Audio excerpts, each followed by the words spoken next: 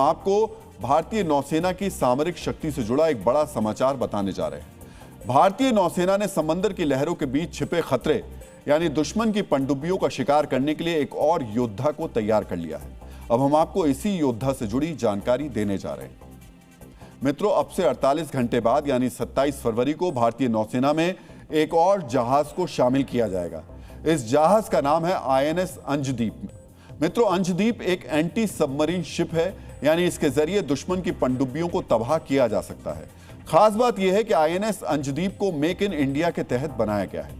भारतीय नेवी के प्लान के मुताबिक देश में ही ऐसे 8 एंटी सबमरीन शिप बनाए जाने थे। आईएनएस अंशदीप इस कैटेगरी का तीसरा जहाज है और अगले 2 से 3 साल में बाकी 5 जहाज भी नेवी को सौंप दिए जाएंगे।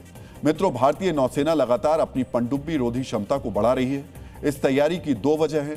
पहली वजह है चीन की नौसेना की वो पनडुब्बी जो लगातार हिंद महासागर के क्षेत्र में जासूसी करती आई है, और दूसरी वजह है वो पाकिस्तान जिसकी नौसेना को लगातार चीन से मदद मिल रही है। मित्रों, मुनीर की चाकरी के बदले में पाकिस्तान को चीन से 4 हंगोर क्लास की पनडुब्बियां मिली हैं। पाकिस्तान की इन्हीं पनडुब्बियों से निपटने के लिए भारतीय नौसेना पनडुब्बी प्रतिरोधी जहाज तैयार कर रही है। अब हम आपको नेवी के इन एंटी सबमरीन शिप्स की खासियत बताने जा रहे हैं। मित्रों, आईएनएस अंशदीप की कैटेगरी वाले जहाजों पर 55 से 60 नौसैनिक और अफसर तैनात रह सकते हैं। इसकी सबसे बड़ी खासियत यह है कि यह जहाज शैलो यानी कम गहराई वाले पानी में पनडुब्बियों को पहचान सकता है। इन जहाजों पर भारत में ही विकसित किया गया अभय राडार लगाया गया है। अगर फायर पावर यानी हथियारों की करें तो आईएनएस अंशदीप जैसे जहाजों को टॉर्पीडो के साथ ही लंबी दूरी के रॉकेट और समंदर की बारूदी सुरंगों से भी लैस किया गया है।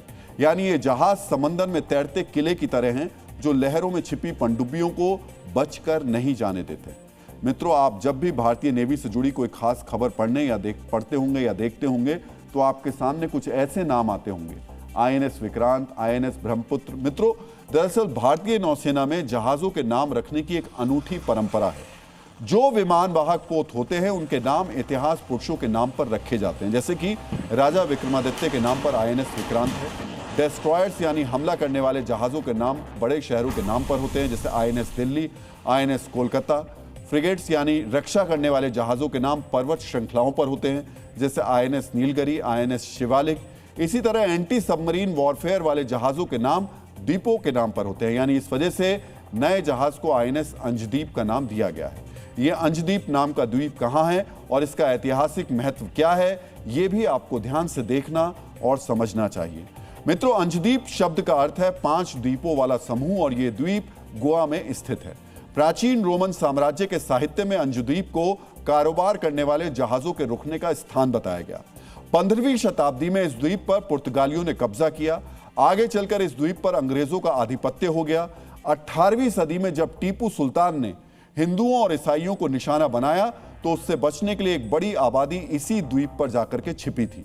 1961 में जब गोवा की आजादी के लिए सैन्य अभियान चलाया गया तो युद्ध की शुरुआत इसी अंशदीप से हुई थी।